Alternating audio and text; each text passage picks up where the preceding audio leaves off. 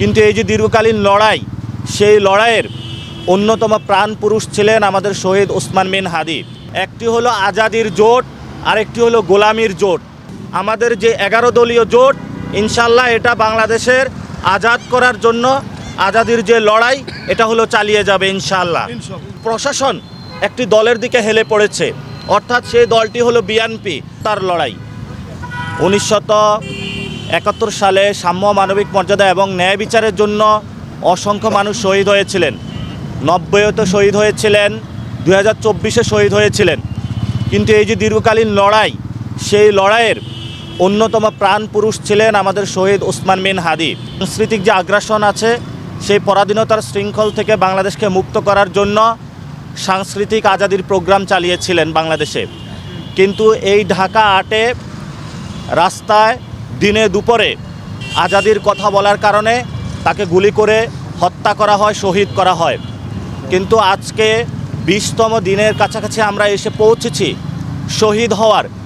আজকে এই পর্যন্ত আমরা কারা খুন করেছে এই বর্তমান সরকার ট্রেস করতে পারেনি। তো এই বর্তমান সার্বিক যে পরিস্থিতি রয়েছে, এই পরিস্থিতিতে জাতীয় নাগরিক পার্টি যে নির্বাচনকালীন একটি সময় এসেছে, সেই সময়টাতে আমাদের সামনে দুইটি অপশন ছিল। একটি হলো আজাদির জোট, আরেকটি হলো গোলামির জোট। রয়েছে অর্থনৈতিক পরাধীনতা, রয়েছে রাজনৈতিক পরাধীনতা রয়েছে, এবং সেখানে আমরা দেখতে পেলাম অনেক লুটতরাজ, যারা আমাদের দেশের টাকা বিদেশে পাচার করেছিল, যারা আমাদের পকেটের টাকা কেটে জনগণের সাথে অন্যায় করেছিল, তারা বিভিন্ন অফিসে গিয়ে সেজদা দেওয়া শুরু দিয়েছে। তখন আমরা চিন্তা করলাম, এই আগামী যে ইলেকশনটা হবে, আমরা কি গোলামির পক্ষে যাব নাকি আজাদির পক্ষে যাব? এই জন্য আমরা আজাদির জোটকে পছন্দ করেছি। আমাদের যে 11 দলীয় জোট, ইনশাল্লাহ এটা বাংলাদেশের আজাদ করার জন্য আজাদির যে লড়াই, এটা হলো চালিয়ে যাবে ইনশাল্লাহ। এই জন্য আমরা আজাদির জোটে থেকে আজাদির প্রতীক শাপলাকলিকে আমরা বাছাই করেছি আমাদের সামনে। আমি নাসিরউদ্দিন পাটোয়ারি, আপনারা জানেন যে আমি ঢাকা 8 আসনে 11 দলীয় জোটের সংসদ সদস্য পদপ্রার্থী। কিন্তু এর চেয়ে বড় একটি কর্তব্য আমার সামনে এসেছে। সে কর্তব্যটি হলো আমারই সহযোদ্ধা শহীদ ওসমান হাদি বিচার হওয়া পর্যন্ত এবং আজাদির যে লড়াইটা উনি শুরু করেছিলেন, সেটা সমাপ্ত করা পর্যন্ত আমরা নতুন করে আবার তাদের সেই আজাদির যে যাত্রাটা আছে, সেটা আজকে এখান থেকে নতুন করে আবারই শুরু করলাম।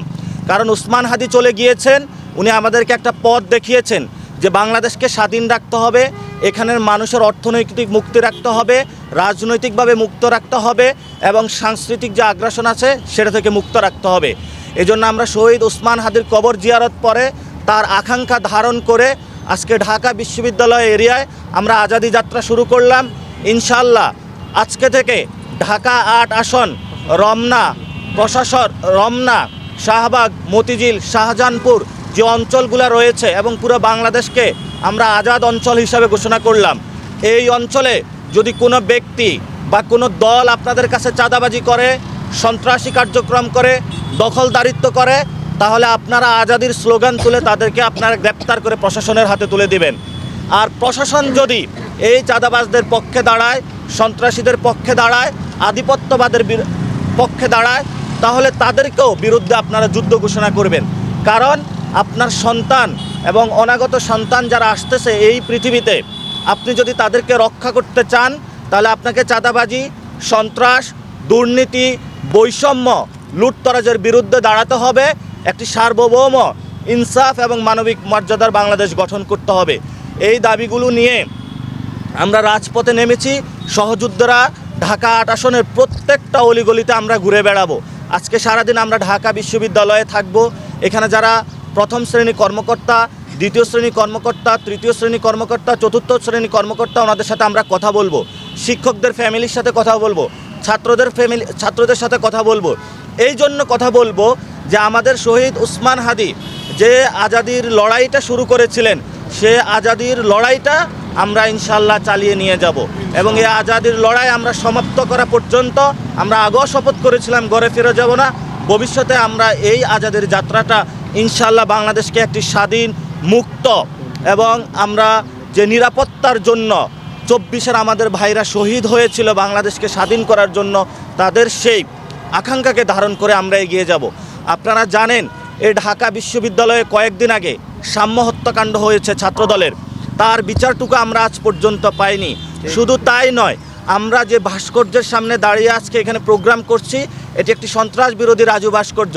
এই সন্ত্রাস বিরোধী রাজু ভাস্কর্য সন্ত্রাসের বিরুদ্ধে প্রতীক হয়ে দাঁড়িয়ে রয়েছে। এখানে রাজুর এখানে প্রতীক রয়েছে, যাকে সন্ত্রাসীদের নির্মম গুলিতে হত্যা করা হয়েছে। সাম্য হত্যাকাণ্ডের বিচার পায়নি, হাদি হত্যাকাণ্ডের বিচার পায়নি। সকল হত্যাকাণ্ডের বিচারের দাবিতে আমরা মাঠে নামতেছি।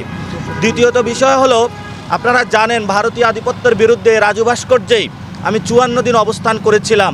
আমাদের মুসলিম ভাইদেরকে ভারত থেকে এই দেশে পাঠিয়ে দেওয়ার তারা ব্যবস্থা করেছিল, আমরা সেগুলোর বিরুদ্ধে দাঁড়িয়েছিলাম। আমি সেদিন ঘোষণা দিয়েছিলাম, আমি একা হলেও বাংলাদেশে দাঁড়িয়ে থাকব, কিন্তু বাংলাদেশের সার্বভৌমত্ব প্রশ্নে আমরা কখনো আপোষ করব না। শুধু তাই নয়, আমরা বিভিন্ন জায়গায় খোঁজ পাচ্ছি প্রশাসন একটি দলের দিকে হেলে পড়েছে, অর্থাৎ সেই দলটি হলো বিএনপি। তো জানিয়েছি, কিন্তু বিভিন্ন কর্মকর্তা কর্মচারী প্রশাসনের তারা রোডের পাশে গিয়ে তারেক জিয়াকে অফিস বাদ দিয়ে হলো সালাম বিনিময় করেছিলেন। এই কর্মকাণ্ডগুলো আমরা শেখ হাসিনার আমলে দেখেছি, কিন্তু আমরা এই বর্তমান বাংলাদেশের কর্মকাণ্ডগুলো দেখতে চাই না। এজন্য আমরা বলবো যে আজাদির প্রতীক শাপলা প্রতীকে থাকুন, যেগুলো গোলামির প্রতীক।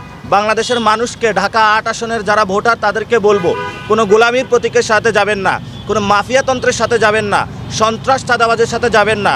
ইনশাআল্লাহ ঢাকা বিশ্ববিদ্যালয় থেকে আমরা আন্দোলন শুরু করেছিলাম, আবার এই গণতান্ত্রিক যে সংগ্রামের লড়াই, এটা ঢাকা বিশ্ববিদ্যালয় থেকে আবার আমরা শুরু করেছি। প্রত্যেকটা অলিগলিতে আজাদির স্লোগান নিয়ে আমরা যাব, এবং আমাদের যে শপথ করেছি সেই শপথে বলিয়ান হয়ে আগামীর পার্লামেন্টে ইনশাল্লাহ আমরা যাব আজাদির পক্ষে হয়ে। এই দোয়া এবং কামনা রেখেই ইনশাল্লাহ সকল ঢাকা 8 আসনের ভোটারদের কাছে আমি আহ্বান রাখবো যে আপনারা শাপলাকলিকে বিজয় করবেন, আজাদির পক্ষে থাকবেন, গোলামির পক্ষে থাকবে না। নতুন বাংলাদেশ পুনর্গঠনে সবাই ঐক্যবদ্ধভাবে কাজ করবেন।